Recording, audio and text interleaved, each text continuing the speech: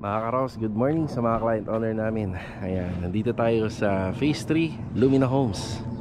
Makikipagkita po sa atin mamaya yung client natin dito na si Sir Joshua. Ayan, good morning sa kanya. Yan, update dito sa mga materialis namin. Ito yung buhangin, may graba tayo rito. Pero yung graba na yan, kukulangin na po yan. Kasi syempre yung gravel bedding natin to sa likod, sa floor area sa likod tsaka rito.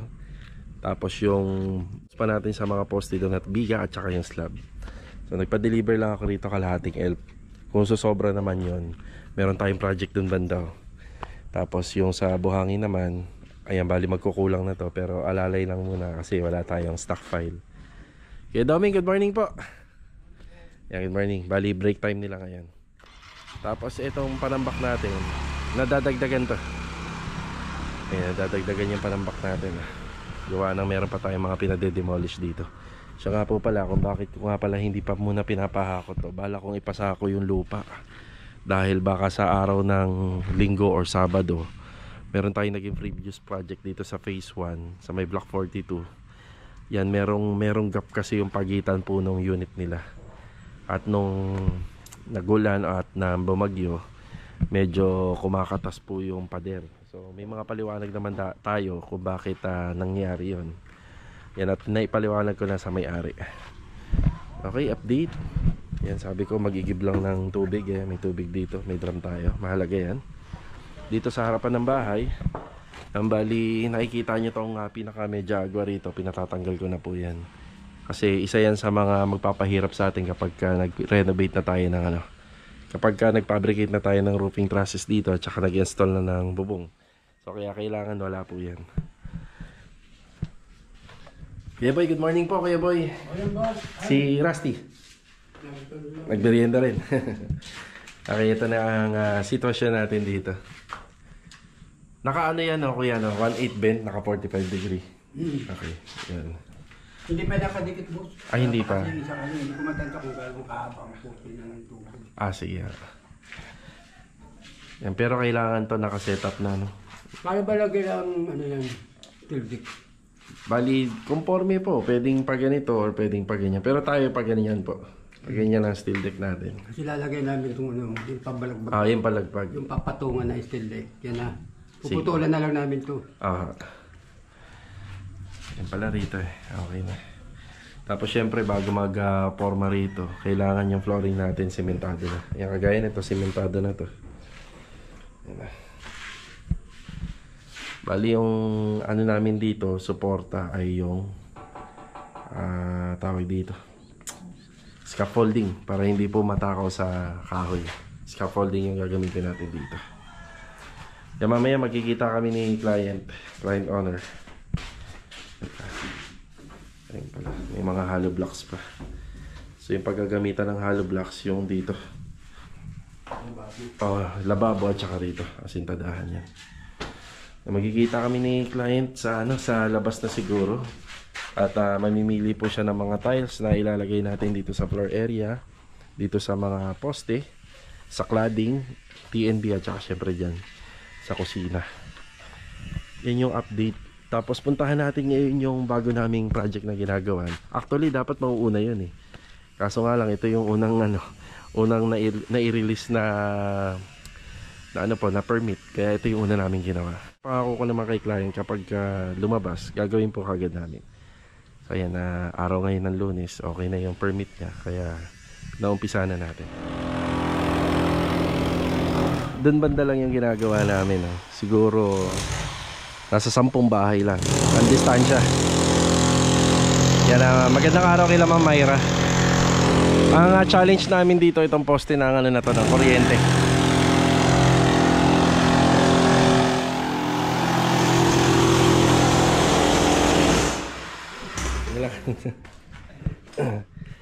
Yan, para yung vlog natin malinaw.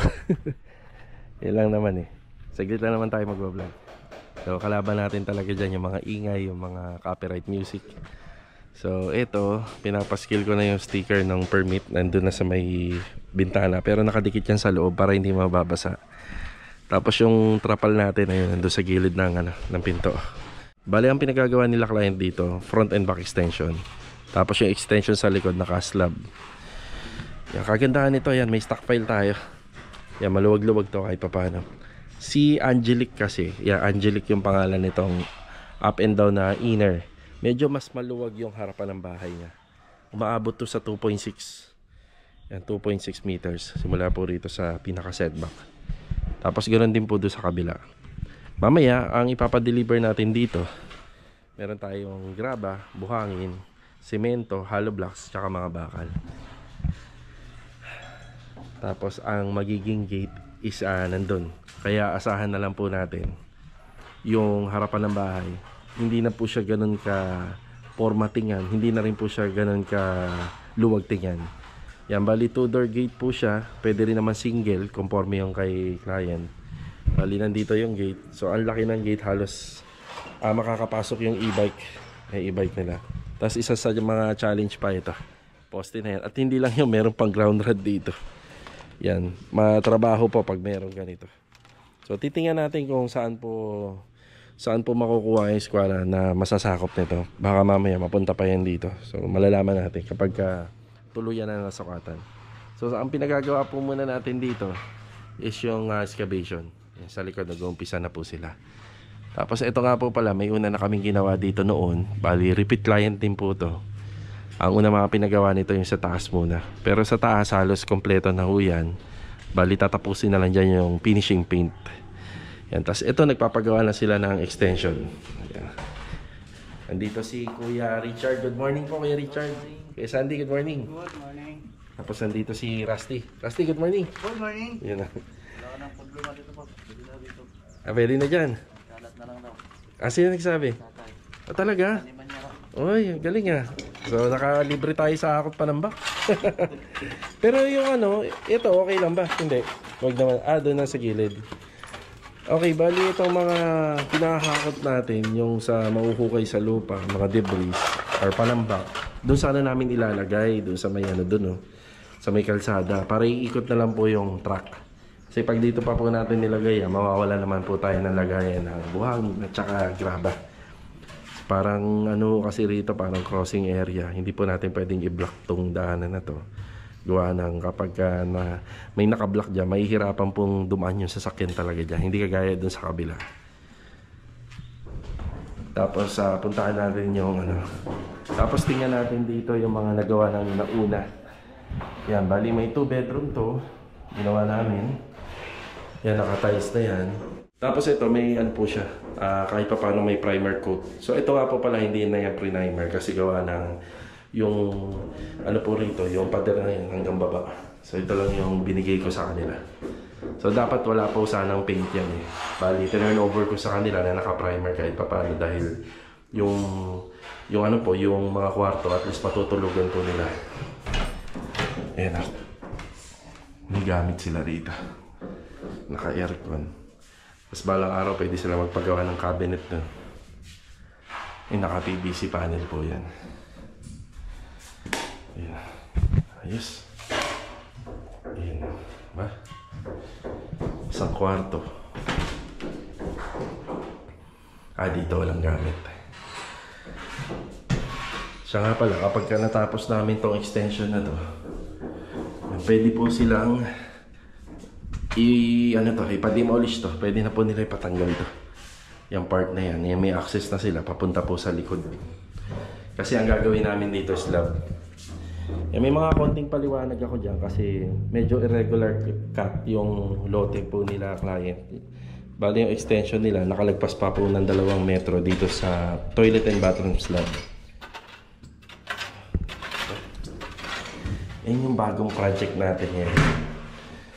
May mga client po talaga na nga hindi naman po kaya talaga magpagawa. Hindi naman po lahat kaya magpagawa ng isang bagsakan. So ito pa, utay-utay lang po muna sila. Yan, pautay-utay lang po muna yung paggawa nila pagka nagkaroon ng budget. Yan, saka po nila ipagagawa yung mga iba pang mga kulang pa sa bahay. Yan, may hallway na. Yan, marami pang gagawin talaga dito. Basta ang gusto lang nila, paunti-unti lang hanggang sa tuluyan na po nilang matirhan. Siyempre, ito pa, toilet and bathroom. Wala pa masyadong improvement dito. Sa amin po, kapag pinagagawa na yung extension, dinadamay po namin yung abang ng linya rito. Dahil yung ceiling na yan, wala na po yung ventilation. Tsaka yung pader walang ventilation. Para magkaroon siya ng exhaust fan. Tapos dito, baka magpalagay din po sila ng kisame. Pero sa kisame sana, ang kasabay po niya nitong stairs. Dapat magkasabay yung dalawa na yan. Kasi yung panel na nilalagay dyan, yung rebars, yung metal framing niya kasi nakaano rito. Nakaplano rin po rito. Kaya kailangan sabay sila. Mahangin dito, no? Ayos dito, oh. Okay dito, tsaka mapuno. Okay, kaya pwede na. Yeah. Ito yung project natin na bago. Yan sila yung ongoing dito sa phase 3. Kaya magbibigay pa rin po tayo ng update dito lagi pagka may mga nagagawa. So sa ngayon, purchasing muna, delivery para sa pang-araw-araw na materyales. Diba? Yan yung karagdagan natin na graba.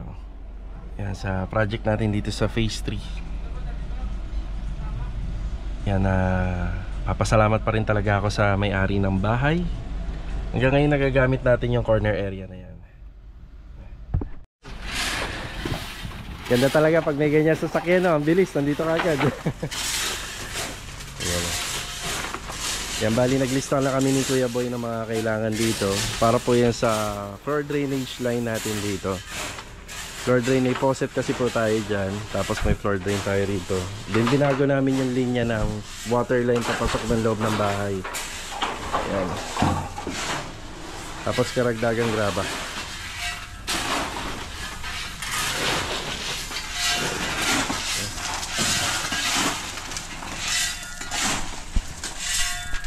Bale ito mga karo, umuwi muna ako sa bahay. Ang bilis ng oras. Ano na agad? 11:40 na.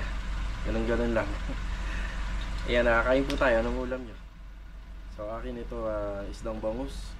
Naglagay sila rito sila mama ng repolyo. Parang sinigang siya pero may repolyo.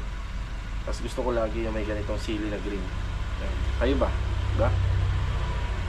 Lagi kong kinakain yan. Ito, shoutout kay Sir Ronnie Gapos. Tapos shoutout din sa CGSC CI76. Parang division yata ito binabanggit niya. Ingat po kayo palagi dyan. May tanong dito si Sir Dinoy. Nabisa na daw ba kung yung bagong bubong tapos pipinturahan daw ng primer then i-remove guard? Yes, kalabisan na ito kasi hindi naman po pwedeng pinturahan nyo po kagad yun. Gawa ng bago.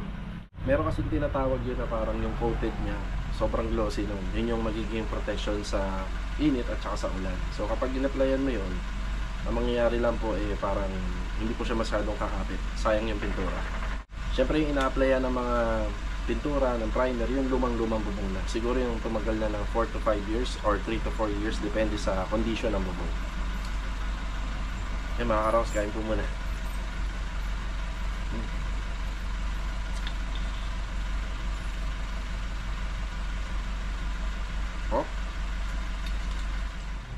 Pagkatapos na natin mananghalian, nandito muna ako sa may City Mini Home Depot. Yan, bibilang ko ng 17 pieces na 60 by 60 yung project natin dito sa Riego de Dios. Yung outdoor kitchen, yan balak na rin palagyan ni client owner ng tiles. So walang iba kundi color gray ang ilalagay po natin. Tara. Sabi ni client ako lang bahala dun sa texture ng tiles. Ito po yung napili natin. Panglabas lang naman yan, para hindi siya dumihin. Yung arrival pala to bricks no? Tsak matibay. Ang bago.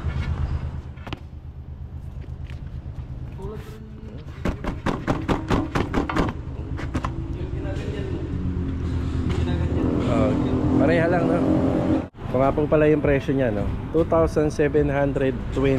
Yan, 160 lang ang isa. Inaantok ako sa biyahe. Yan, bumili lang tayo ng kape. thank you. Yan. Ice coffee. Yan sa Riego de Dios project kaya galing lang din po ng mga gumagawa rito sa break time. Yan, isang mainit na araw sa Riego de Dios project natin dito. So, di bali ng ganito para at least kahit papaano dire-diretso. Wag mo nang uulan, di ba? Ayan, bali dito nga po pala papasegregate ko na yung mga kalat. Yan, halos marami naman na po nagamit na mga simento. Yung mga natitirang mga sako, ipapasako na po natin yan para makaluwag-luwag na po dito. Kasi yung pintor natin, dito na po yan mag-uumpisa pagkatapos sa taas. Tapos pinabalik nga po pala natin yung isang kasama natin dito na si Epoy para pagbistayin po natin ang mga buhangin. Yan, bali papatiles na po natin yung area na yan. Tapos yung binili kong 17 pieces para dito po yun. Okay, bati mo na. Bilog, good afternoon. Good afternoon. Kay Epoy, good afternoon. Marami tayong sako, no, Log, no? Okay. Sa mga susunod pag nakaluwag, papasako ko na to. Yun nandito sa labas. Pasegregate na natin yan, pati yung basura. Black bag? May dala ako, sige mag-iiwan ako. And ito yung layout namin dito, hanggang dito lang sa kanto. Yan, naka-tiles po siya, pati yung steps. Yan, naka-tiles. 40 by 40 yung gagamitin namin dito. Pero pag natapos siya, bagyan nakadrop po siya ng 5 cm mahigit kasi medyo mataas to. Ang floor area natin.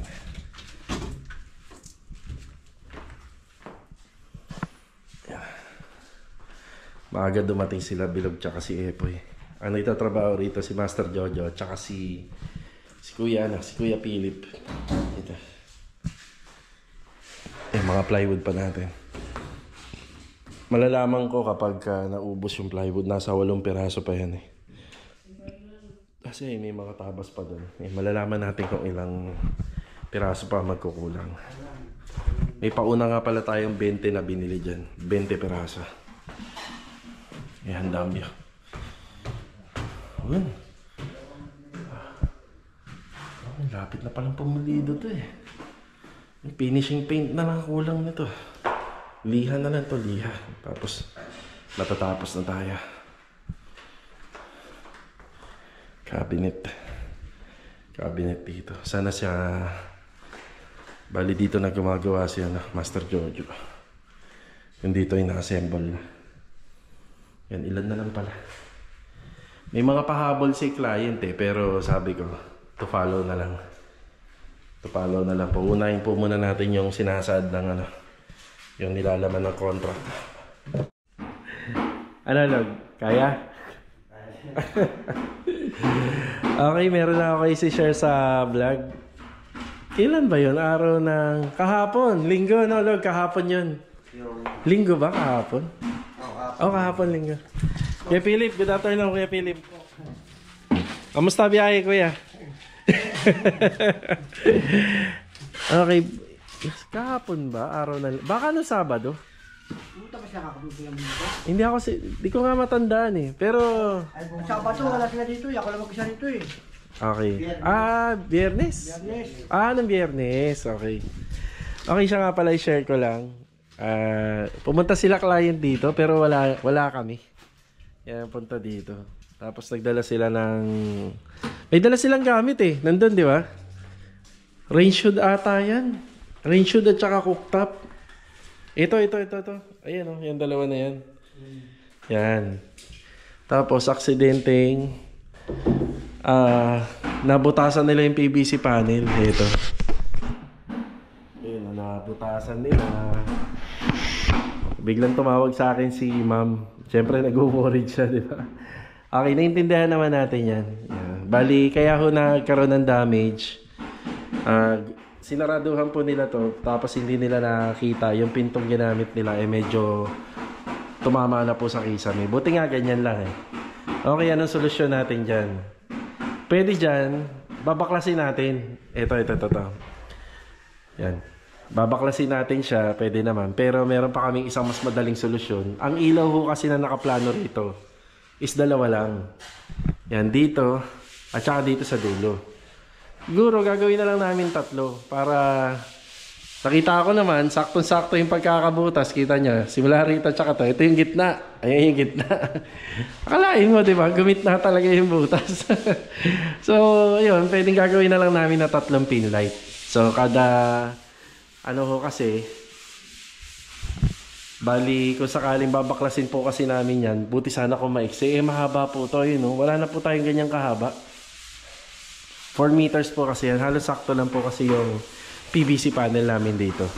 Tsaka pagka binaklas po kasi natin yan dun sa dulo. Tsaka rito, baka hindi na po natin to hindi na po natin yan mapulido. Kasi seamless kasi yung ano natin eh. Yung PVC panel natin. Pag sinabing seamless, ano po siya? Yung halos hindi mo nakikita yung dugtungan, hindi halata. Yan, buti na lang, sumakto rito. Sa gitna. Ayan, talagang tinawagan ako ni ma'am noon. Talagang ano siya, nag-aalala talaga siya nung mga araw na yun. Mga oras na yun. Yun nga. So, yun. Madali na lang to, ma'am and sir. Dadagdagan wala ng isang pin light yan. Yan, hindi na po makikita yan. Ayan. Okay, start na sila rito, sila bilog. Yan. Kuya Philip, diyan ka na po, no? Mag-iingat ka dyan, kuya, ha? Okay. Tapos sa materialis. Kamusta materialis natin? Semento, ano meron na? Meron semento at saka adhesive.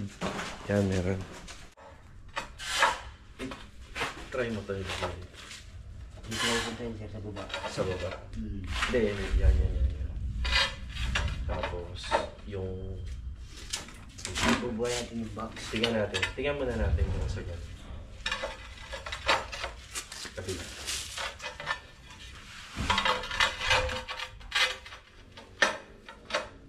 Maganda siya ganyan. Okay. Buhay yung box. Parang spiral yung pangaba. Okay. So, ganito. Ganyan na lahat. Tapos, ilang 40 by 40 ba ang papasok dito? Kasi meto.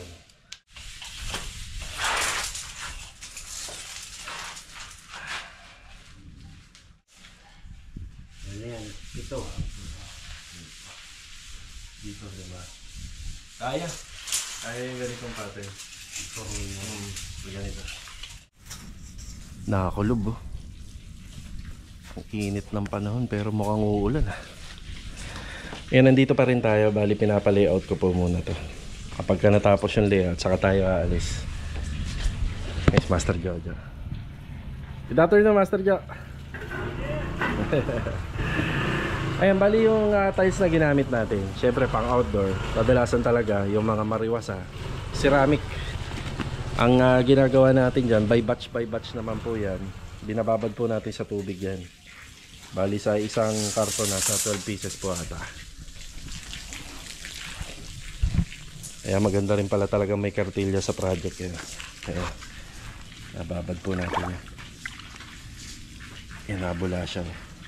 Ibig sabihin nag-absorb pa po ng, ng tubig. Yan, maaari kasi mag-expand to. Kapag binabad natin sa tubig to, malaki ang tulong nito na maging quality yung installation. Yan, kapag naubos o kada batch tatanggalin, tapos sasalpak ulit tayo ng panibago. Medyo matagal pa naman yung preparation.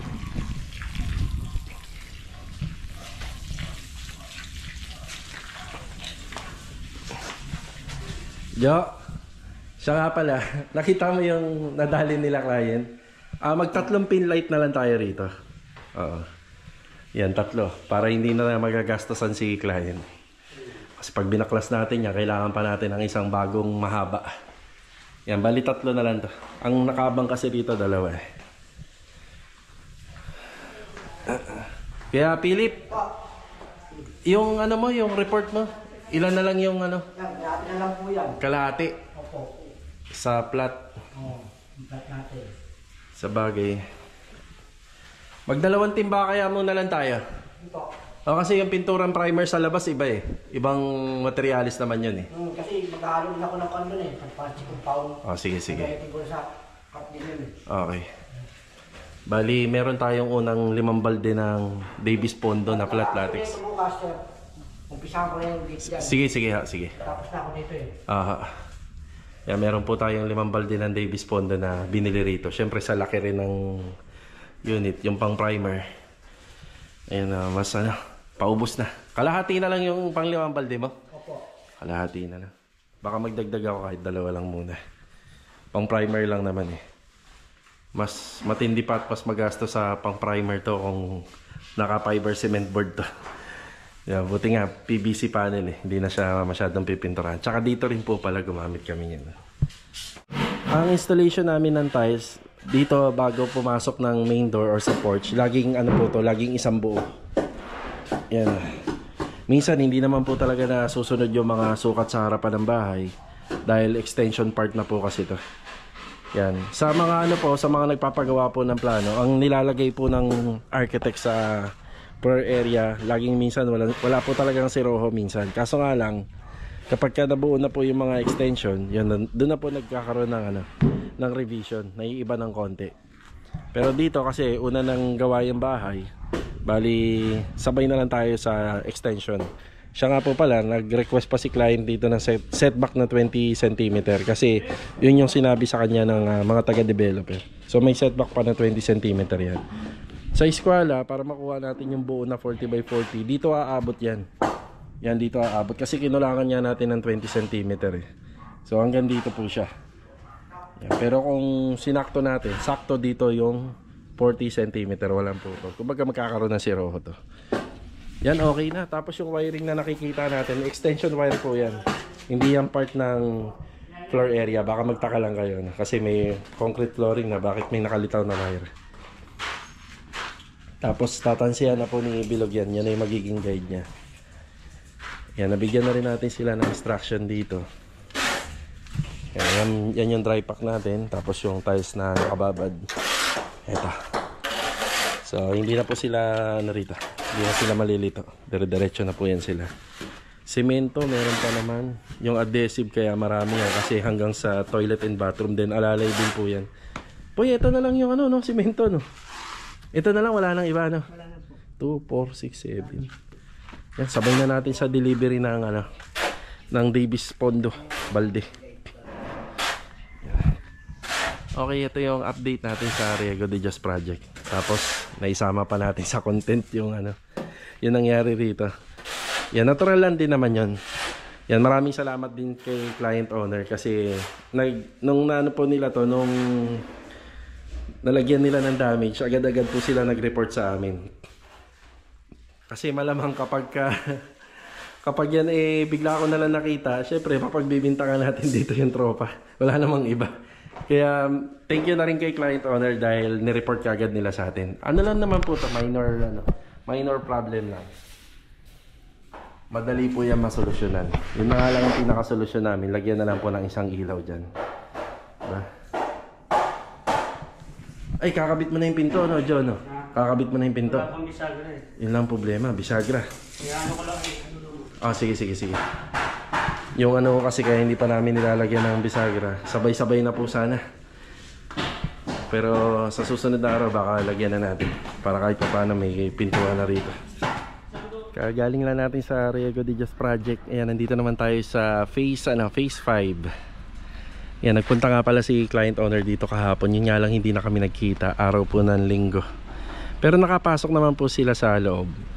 At syempre nakakatuwa kasi nagpapasalamat daw sila dito sa hagdan na ginawa natin. Malaking bagay daw po talaga to. Yan, di ba? Siya nga po pala may mga relo kong nilagay sa ano, sa bawat project. Binatoy ng Louie. Hindi lahat kasi ng mga manggagawa meron po silang dalang ano, relo or cellphone. Iilan lang po. Kaya malaking bagay rin po to. Itong may orasan tayo rito. Yan, bali sa kada project makikita natin lahat ng orasan na yan. Meron tayong ilalagay na ganyan. Ito, malapit na matapos ni Louie. Siya nga po pala, meron yung disenyo dito. Gamit po yung mga barateha. Sabi ni client, hindi pa daw tapos pero maganda na. Diba? Kasi ito yung mga nagawa nila Kuya Richard kahapon, nakatiles na to. Tapos si Louie na bahala rito. Yan, saktong-sakto lang si Louie rito. After dito ni Louie, Riego de Dios project. Or dun sa hagdanan sa phase 6, yun, dun muna po siya. Okay na tayo sa phase 5 mga karos. Hindi na ako masyado nagtagal kasi si client naghihintay na sa atin dito sa may Vista Mall. Vista Mall Tansa. So time check 2:12 ng hapon. Ayan, bali bibili kami ng tiles. Siguro pag uwi ko may dala na akong tiles para kahit para dun sa mga harapan ng bahay, yung sa poste, sa cladding. Tapos yung iba ipapadeliver na lang po natin. Hindi pa naman natin kailangan eh. Kahit magtagal pa ng 1 week yung delivery ng tiles, okay lang. Mas maganda lang medyo advance tayo. Magpapalit lang tayo ng sasakyan. Tara. Sir, magandang araw po.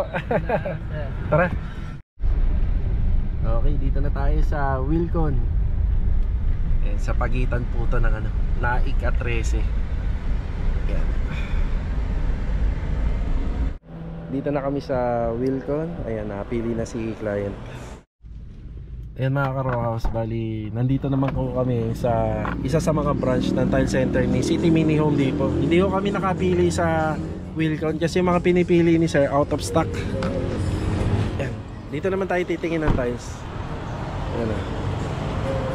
Bali mga ka-Rohouse, lumipat kami rito sa City Mini Home Depot. Yung pinuntahan ko kanina, hindi nila ko ng tiles para sa Rego de Just Project. Doon kasi sa isang branch nila, pag nabasagan tayo, hindi natin pwedeng ibalik dito samantalang magkapareha lang naman po yung branch. Lugi tayo sa lugi tayo sa layo. Kaya dito na lang talaga kami actual na pipili. Sakaling may ibabalik at nangailangan pa tayo, at least malapit, mas malapit sa location or dun sa site. Sana makapamili si sir dito ng ng isang pambuong bahay para dito lang natin kukunin lahat. Malaki rin kasi ang advantage pag ganun. Ganyan ba talaga yun? Ganyan talaga. Parang wala akong nakikitang dugtong. Wala talaga eh. Tingnan niya. Baka hindi naman. Wait lang. Sige. Oh, ayan oh, nagdugtong. Oh, mali ka rito, iba rito. Ganun. Ay, hindi, ganun nga. Ano yun? Baka may iba pang pattern. Kasing ganyan na ba? Kung pagbabalik ta rin kaya. Gawin natin 6, pre. Oo, parang hindi pattern. Oo, di ba? Hindi, may mga tiles kasi talaga na design sir na wala, as in wala talaga eh. Pero makikita natin. Gagawin natin 6. Ito kasi patayo siya eh. Pag ganinin mo pre, horizontal. Yan. Yung design. Ayun o, di ba? Kakaiba ang dating. Sige. Ayos na, ito na lang. Parang contrast na kasi. See? Yan na. Bali ito mga ka-Rohouse, malapit na kami makompleto sa mga pinipili ni client. So isa na lang yung para sa kitchen tiles. Yan na. Time check. Mag-aalas 5 na. Ang update nga pala doon sa Lumina Homes Phase 3, dumating naman na po yung mga materials na pinadeliver natin doon. Yung mga in-order natin. So hindi na ako makakapag-vlog doon kasi kailangan kong asikasuhin muna yung mga mapipili ni client. Yan, bali itong mga tiles na to sa lahat na po to sa floor area. Tapos yung sa poste, kaya pumunta kami sa Wilcon kasi kadalasan dun sa Wilcon doon makakakita ng mga magagandang tiles para sa poste. Yun nga lang, lahat ng mga pinili niya hindi available. Pero baka bumagsak na lang si sir dito sa sa mga deco stone na kadalasan naman talaga nilalagay sa harapan po ng bahay. Ayan mga karos, hanggang dito na lang po muna yung vlog natin. I-share ko nga po pala sa inyo yung mga tiles na ginagamit namin sa isang Angelic na unit, na inner unit. Bali ano po to, inner unit siya, wala siyang corner area, pero merong front and back extension. Kompleto sa floor area na 36 square meter floor area by 36 square meter naman na lot area. Yeah, 124 pieces sa floor area, 40 pieces sa toilet and bathroom wall, 7 pieces sa toilet and bathroom floor, 65 pieces naman na 40 by 40 sa fence flooring, at saka 18 pieces sa kitchen tiles. Bali may mga pasobra na po ito. Yan, may mga pasobra na siya, pero hindi ganun kadami muna yung pinasobra natin kasi malapit naman po yung tile center dito. Ang wala na lang po rito yung sa bar counter. Yung mapipili ni client sa kitchen tiles, susubukan natin maghanap ng ganun na 60 by 120 para isang buo. Kaya pinapipili ko na lang po si client dito sa kitchen tiles. Halos okay na tayo. Then pag-uusapan na lang namin yung tungkol po doon sa Decostone. Baka meron siyang magustuhan dyan na available dito. At yun ang bibilhin natin. Sige. Okay. Ito yung napili ni sir. 124. Sulit naman sir, sulit. 124, no? Okay na kami ni client. Sir, maraming salamat sa time ha. Pag-driving kami. Ayun nga no. Kakahawak ng tiles. Kamusta naman experience sir sa pagpili? Kailangan lang talaga may, kailangan lang may tiyaga. Yeah. Sige sir. Thank you, sir. So paano? Ingat, ingat ha, ingat po. Layo pa ng biyahe. Thank you, sir. Sige, ingat po.